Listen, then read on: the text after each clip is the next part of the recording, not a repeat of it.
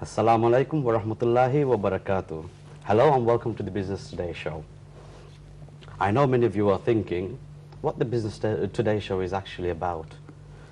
Well, there are many aspects of businesses we are going to discuss throughout the series. One thing I would like to say, it is a very tough economy out there. There are many businesses that are struggling. Some don't know why. There are many businesses that have really good ideas but don't know where to start from or how to implement those ideas.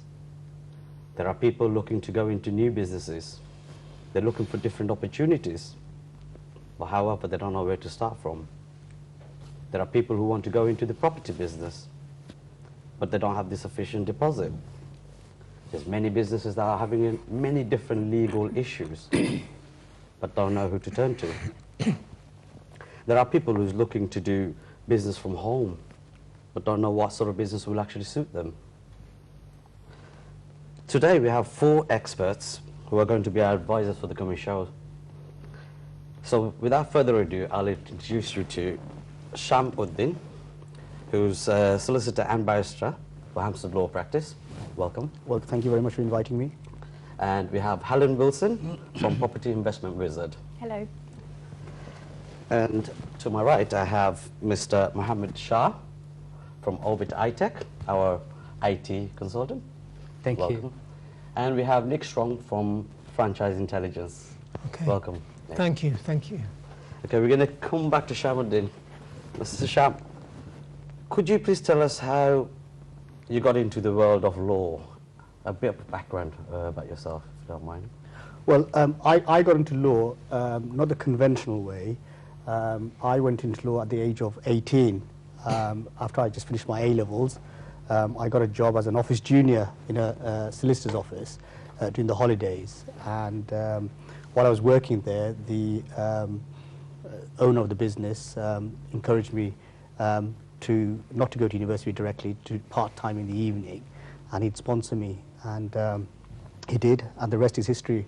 And now, after all these years, I'm a solicitor, barrister, as well as have my own practice, which I've been owning for the last 10 years. So I didn't go through the conventional route, but you know, I worked and studied and earned, as they say. Okay, that's interesting. Yes. We all know law and regulation are always changing. Yes. What can our viewers expect from you during the time here on our show?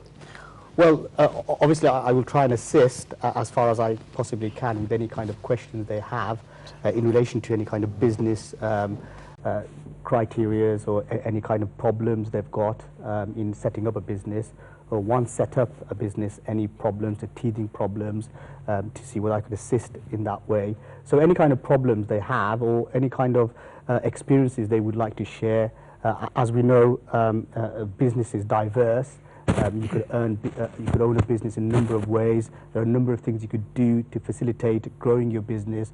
And as people would tell you, most businesses fail in the first 5 years of their life. And again, lawyers, accountants, professionals are there to assist you when you're opening a business, but also they're there to assist you if it goes wrong, to try and direct you in the right place. So, you know, if there are any questions of that nature, then I'm here to help or answer any questions that they may have in relation to that. Okay. And how about you, when you started your business? Obviously, not everybody starts a big firm. I know you've got quite a successful firm now. Would you like to tell us a little bit about that?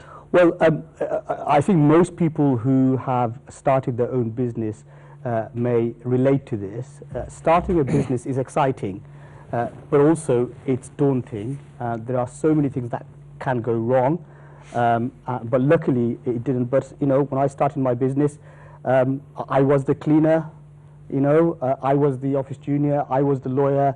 You know, on days I had to clean the toilets, you know, in order to make it success. And now, obviously, I've got people to do that. But you know, it's not just things. I mean, when people tell you it is hard, whatever business you're in, whether it's a lawyer's business, an accountant's business, opening a restaurant, you know, it is risky. But when you first start, you know, you've got to work. You've got to put the hours in. And I've seen it day in, day out with my clients now. You know, they're excited. they want to own their own business, but people do realize, but it is lonely owning your own business because there's nobody to talk to. Sometimes it is scary. Having said that, this is my principle. Earning £10 for your own self, doing your own business, has more value, I say, than earning £20 for somebody else and taking a share of it. So from that point of view, it is lonely. It is hard work, you know. But there are moments you think, oh, it'll be easy for me just to work for somebody else. But when you have employees that you're responsible for, when you have clients you're responsible, when you've created something, you know, and you've seen it grow, then all the pains, it's like a birth pain. I'm sorry, I know I'm not a woman and I've never given birth. but I'm sure, you know, a woman goes through labor and she goes through 9 months of pain, but the moment she sees the baby's face, I think she forgets all the pain that she's gone through. And to a smaller extent, it's like that. I haven't given birth. Well, it can't be too bad because people do it time and time again. But I have been there when my wife's given birth, so I've seen the pain. Okay, we're going to come on to Nick Strong now, the Managing Director for Franchise Intelligence. Hello. Thank you for coming on the show, Nick. You're welcome. Could you tell us a little about your background, how you got into the world of franchise and what you did, if you could? Well, some years ago I started off my career as a language teacher, and we started a business in the UK introducing language, foreign language, predominantly French, to children at a primary school age, because most people know in the UK you can only start learning when you're 11 years old. You can start. That's when we start learning a second language. Many parents aspire for their children to learn a new language before then, and that company was taken over by a franchise company, and so that's how I got into franchising, because I joined the team and worked both domestically and internationally to help people enter business for themselves but not by themselves, and that's essentially what franchising is. Okay. Well, I know that's essentially what franchising is. Could you just elaborate a little bit more about what is franchising and how does it actually work in practice? Well, franchising, when it's put together for the business owner, it's a way of growing and scaling your business. So a business owner may have found that they've reached the potential of growth for their business geographically. And when you've reached that potential of growth geographically, obviously that can be frustrating because it stops you from actually being able to expand. Now, one of the legitimate ways of expanding is to think about taking on franchisees that will take on your brand as a franchise, will follow your system, and by replicating what you've proven, that will help them to build their own success. So again, you're helping someone else replicate the business that you've built. So that's if you're a business owner and you're thinking of franchising, it's a very good way of growing and scaling your business. Okay, that's interesting, actually. Okay, how can business owners grow through franchising? I mean, well, I think there are fundamentals to franchising your business. Firstly, your business must be proven, it must be profitable, and it must be replicable, and the brand must be protected through trademark. Many business owners have businesses that are struggling or new or perhaps not doing very well, and they think it's a good way of getting out of a problem. That's not actually true. You have a tremendous responsibility as a business owner when you're taking someone's investment and you're helping to train them to replicate the business that you want them to follow, the business system and the trademarking that you want them to follow, the way they deal with customers, the way that they handle their business affairs. It's when you're a franchisee, when you're someone that takes on someone else's system, you are following, you're replicating that idea, that principle that someone else has set up. And what are actually the requirements to franchising a business? Well, in the UK, there's no legislation. So it's anyone potentially in the United Kingdom can say they're a franchise business. So for that reason, the British Franchise Association exists in the United Kingdom, which is a standards-based organisation where franchisors must meet certain standards before they can become members of the association. So if you're thinking about franchising in the UK, really as a franchisor you want to meet those standards, and as someone considering investing in that franchise business, you want to see that they have gone through those systems to show that they are proven, profitable, replicable and ethical in their dealings. Okay, yeah, that's interesting. Okay, what are the costs in franchising a business? The cost of franchising? Franchising a business. Well, if you're a business owner, it's not a cheap thing to do.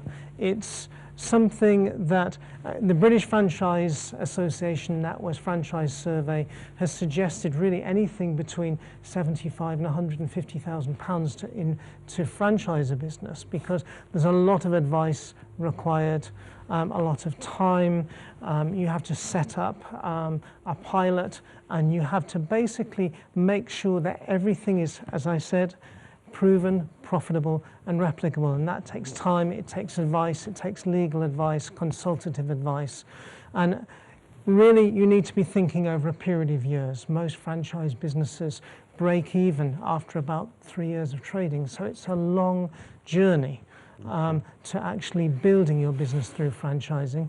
However, once you get to that point, you move into bottom line profit, and it becomes profitable very quickly, and it extends the exit potential, but it's a very good way, a very solid way of growing your business. Okay, I'm going to ask you another question. We've got 1 minute for a break, so okay. We're coming to the break in a bit. How can someone thinking of investing in a franchise benefit?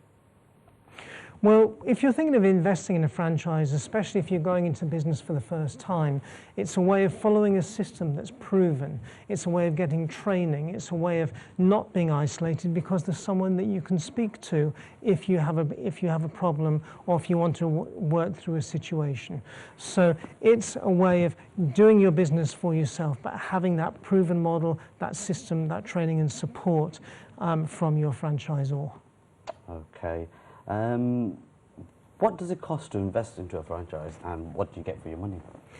Well, there are various types of franchises. There's anything from, as I mentioned, teaching languages to children, to opening a counter-based food service restaurant, and everything in between. So you could invest maybe 10,000 to £1 million. No problems. We're actually going to turn to go to the break now, actually, sorry.